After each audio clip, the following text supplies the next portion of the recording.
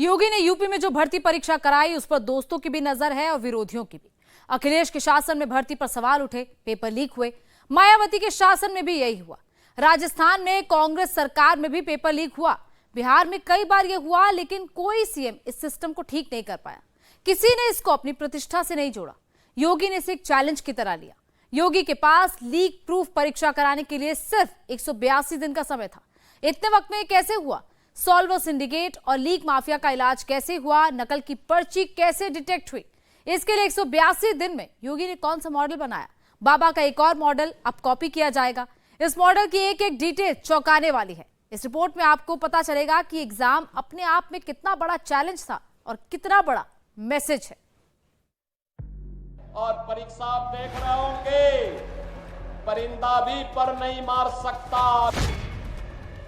मुझे लगता है कि देश और विश्व की सबसे बड़ी पुलिस की परीक्षा है, जिसको सकुशल संपन्न कराने में हम लोग सफल हुए हैं।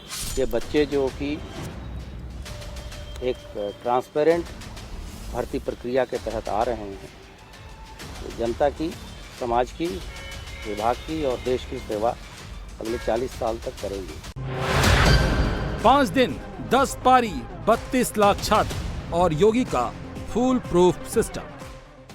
182 दिन में योगी ने सिस्टम को फुल प्रूफ बनाया और हिंदुस्तान की सबसे बड़ी पुलिस भर्ती परीक्षा को लीक प्रूफ। योगी ने जो कहा वो करके दिखा दिया। 7,200 से अधिक पुलिस भर्ती की परीक्षा संपन्न हुई है।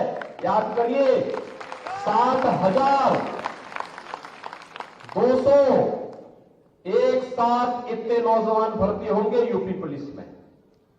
और हमने कहा है कि अगले 2 वर्ष के अंदर उत्तर प्रदेश पुलिस में हम लोग 1 लाख भर्ती करने जा रहे हैं। 1 लाख नौजवानों की भर्ती करने जा रहे हैं।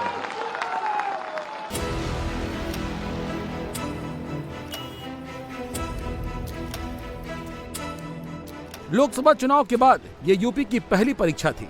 इम्तिहान छात्रों का ही नहीं बल्कि योगी आदित्यनाथ का भी था, जहां योगी पूरे नंबर से पास हो गए। मेरिट लिस्ट में टॉप पर जगह बनाने में कामयाब हो गए। योगी का ये परीक्षा मॉडल अब हिंदुस्तान में नजीर बनेगा। लॉ एंड ऑर्डर को लेकर जैसे कई राज्यों ने योगी का बुलडोजर मॉडल अपनाया है, उसी पैटर्न पर अब योगी का एग्जाम मॉडल भी राजस्थान, एमपी, हरियाणा जैसे राज्यों में रिपीट होगा। क्योंकि योगी ने जैसी परीक्षा कराई वैसी परीक्षा किसी दूसरे स्टेट के मुख्यमंत्री कभी नहीं करा सके। पुलिस भर्ती परीक्षा की सक्सेस से पूरे देश में योगी ने एक एग्जाम्पल सेट किया है। 6 महीने पहले ही पेपर लीक की वजह से योगी सरकार विपक्ष के निशाने पर थी। इसीलिए यूपी पुलिस कांस्टेबल भर्ती परीक्षा कराना आसान नहीं था। 17 और 18 फरवरी को यूपी में पुलिस भर्ती परीक्षा हुई। पेपर लीक के आरोप के बाद योगी सरकार ने 24 फरवरी को परीक्षा रद्द कर दी। 6 महीने के भीतर पेपर कराने का टफ टास्क था। पेपर लीक के बाद परीक्षा कराने के लिए योगी को 182 दिन मिले और इतने दिन में योगी ने सिस्टम की मशीनरी का हर ढीला पेंच कस दिया। न तो कहीं पेपर लीक हुआ और न ही पेपर माफिया कहीं गड़बड़ी फैला पाया। माननीय मुख्यमंत्री जी ने एक फ्रेमवर्क तैयार किया, जिसमें ब्रॉड गाइडलाइंस बहुत क्लियरली तय हो गई थी। इसमें पिछली बारों के अलग सिर्फ सरकारी स्कूलों में परीक्षाएं आयोजित की गई। इसके बारे में माननीय मुख्यमंत्री जी ने बड़ा स्पष्ट निर्देश दिया। जो इन्विजिलेटर्स लगे, कक्ष निरीक्षक लगे, जो केंद्र व्यवस्थापक लगे, वो सिर्फ सरकारी अधिकारी और कर्मचारी ही थे। एक पाली में अधिकतम 5 लाख लोग रहें, इस बात का भी उन्होंने निर्देश दिया, क्योंकि इससे ज़्यादा संख्या होने पर न केवल जो अभ्यर्थी हैं उनको दिक्कत होती है, बल्कि प्रशासन को भी और पुलिस को भी मैनेज करने में, ट्रांसपोर्टेशन व्यवस्था में शहरों पर बहुत ज़्यादा प्रेशर पड़ जाता है। तो उन्होंने 5 लाख पर शिफ्ट के लिए उन्होंने निर्देशित किया। लार्ज स्केल पर लीक प्रूफ परीक्षा कराना बड़ा चैलेंज था, लेकिन योगी ने नामुमकिन को मुमकिन बना दिया। 60,244 पोस्ट के लिए 48,17,441 कैंडिडेट थे। 67 जिलों में 1174 सेंटर बनाए गए। परीक्षा बड़ी थी तो योगी सरकार ने तैयारी भी बड़ी की। पेपर लीक रोकने के लिए सरकार ने मैन पावर से लेकर एडवांस टेक्नोलॉजी का इस्तेमाल किया। योगी आदित्यनाथ ने ऐसा फुल प्रूफ प्लान बनाया जिससे पेपर लीक माफिया और साल्वर गैंग भेद नहीं पाए। पिछली बार पुलिस भर्ती परीक्षा का पेपर गुजरात से लीक हुआ था। प्रिंटिंग प्रेस से लेकर ट्रांसपोर्ट कॉर्पोरेशन ऑफ इंडिया के कर्मचारी गिरफ्तार हुए थे। इस बार सबसे पहला चैलेंज यही था।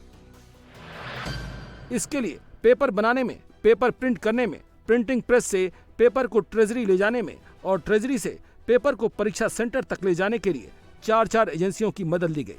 स्ट्रांग रूम की सीसीटीवी के जरिए 24 घंटे मॉनिटरिंग की गई। हर सेंटर के लिए एक डेडिकेटेड व्हीकल मुहैया कराया गया और सेक्टर मजिस्ट्रेट के साथ पुलिस कर्मियों की ड्यूटी लगाई गई।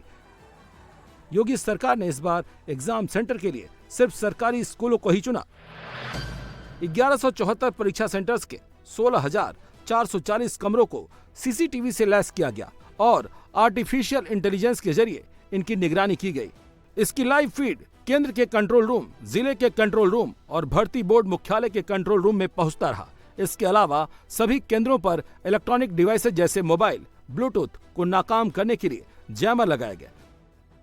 इस परीक्षा में न केवल जिसको कहते हैं कि मैक्सिमम इंफॉर्मेशन सिक्योरिटी, न केवल मैक्सिमम इंफॉर्मेशन सिक्योरिटी रखी गई, बल्कि टेक्नोलॉजी का भरपूर प्रयोग किया गया। इस परीक्षा में 67 जिलों में 1174 केंद्र थे और इन 1174 केंद्र में 16,400 कमरे थे।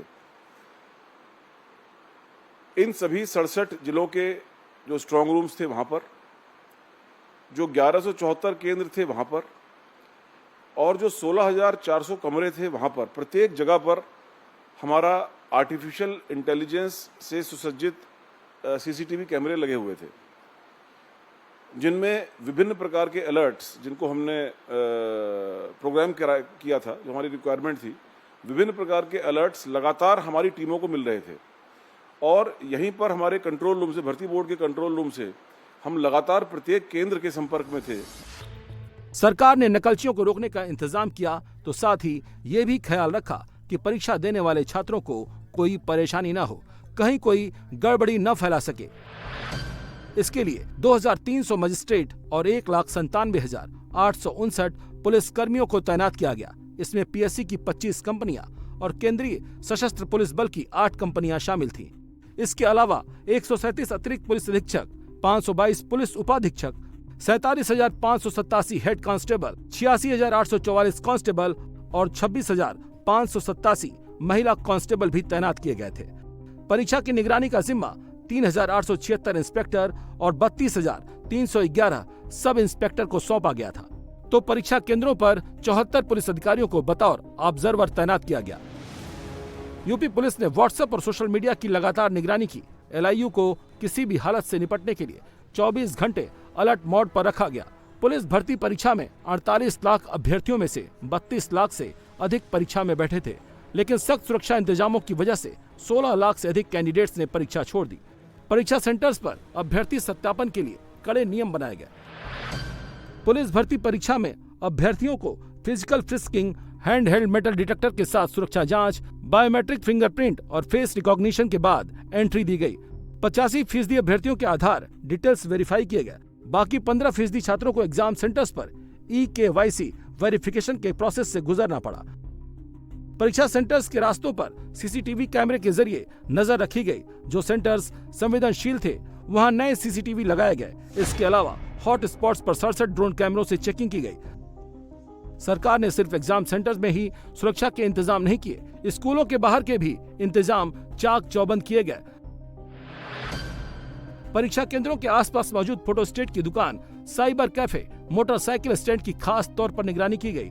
एग्जाम सेंटर्स के आसपास की फोटोस्टेट की दुकानें और साइबर कैफे को बंद कराया गया। उत्तर प्रदेश सरकार और भर्ती बोर्ड के लिए सबसे बड़ी चुनौती थी कि किसी भी हाल में इस बार पेपर लीक नहीं होना चाहिए।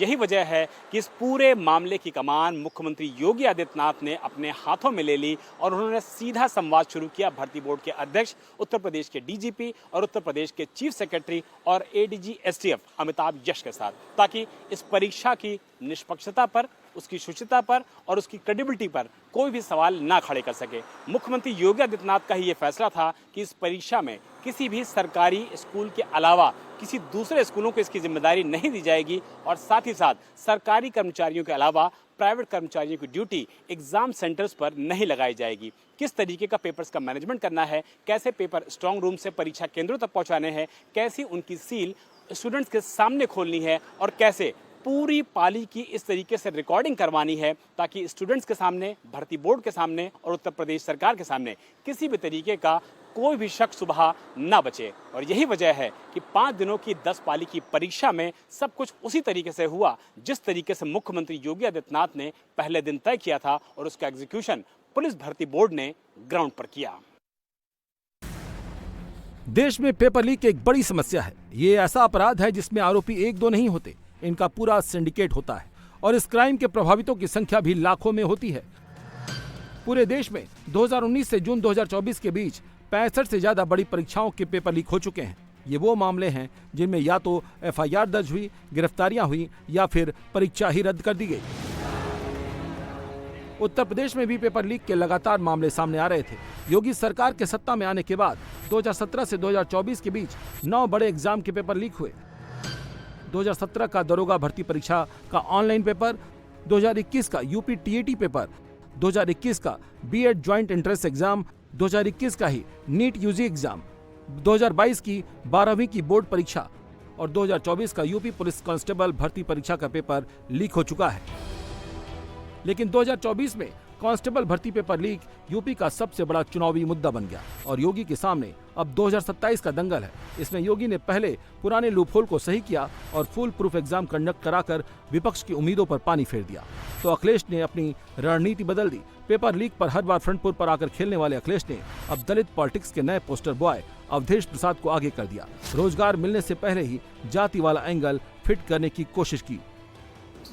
नतीजा आने दीजिए, नतीजा कितना फेयर होता है और नतीजे में किस तरह से सबको OBC हैं, शेड्यूल कास्ट के लोग हैं, आरक्षण का है, ये सारे मुद्दे का पता चलेगा कि सरकार कितना पास है, कितना फेल है और सरकार की मानसिकता क्या है, विचारधारा क्या है पिछड़े के लिए, दलित के लिए और आरक्षित समाज के लोगों के लिए। तो इसका नतीजा आने दीजिए, तभी हर बातें आ जाएगी।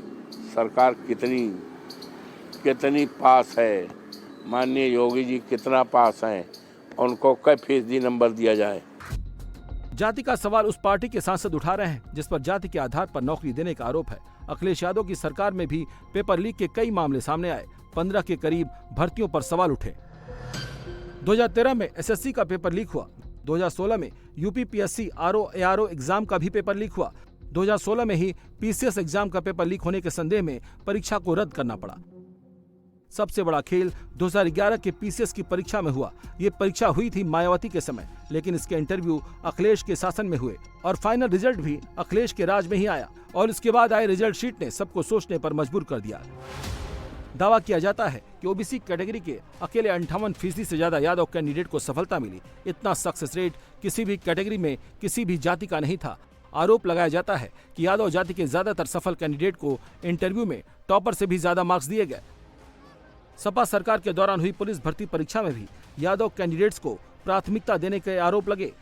यूपी पुलिस भर्ती परीक्षा कराकर योगी आदित्यनाथ ने नया मॉडल पेश किया है। इस परीक्षा का रिजल्ट 2 से 3 महीने बाद आएगा और उस वक्त योगी के सामने एक और बड़ी चुनौती आने वाली है। रिटन एग्जाम के बाद दूसरा चरण फिजिकल एफिशिएंसी टेस्ट यानी PET और तीसरा चरण फिजिकल मेजरमेंट टेस्ट यानी PMT का है। दूसरे फेज में फिजिकल टेस्ट होगा जिसमें लिखित परीक्षा में पास पुरुष अभ्यर्थियों को 25 मिनट में 4.8 किलोमीटर जबकि महिलाओं को 14 मिनट में 2.4 किलोमीटर की रनिंग पूरी करनी होगी। ये चरण कैंडिडेट के साथ योगी सरकार के लिए भी एक चैलेंज होगा। वो झारखंड के एग्जाम्पल से समझिए। झारखंड के पलामू में एक्साइज डिपार्टमेंट में सिपाही पद के लिए परीक्षा चल रही है। मेदिनीनगर में हो रही रेस में हिस्सा ले रहे 6 अभ्यर्थियों की मौत हो गई है जबकि 3 की हालत गंभीर बनी हुई है। पिछले 24 घंटे में रेस के दौरान बेहोश होने वाले कैंडिडेट्स की संख्या 100 के पार पहुंच गई है। सभी अभ्यर्थियों की मौत सांस फूलने की वजह से हुई है। दरअसल पहले 1600 मीटर की दौड़ होती थी, लेकिन कंपटीशन बढ़ने की वजह से अब इसे बढ़ाकर 10 किलोमीटर कर दिया गया है। इसके अलावा फिजिकल टेस्ट के दौरान इन हादसों की वजह मौसम को भी माना जा रहा है।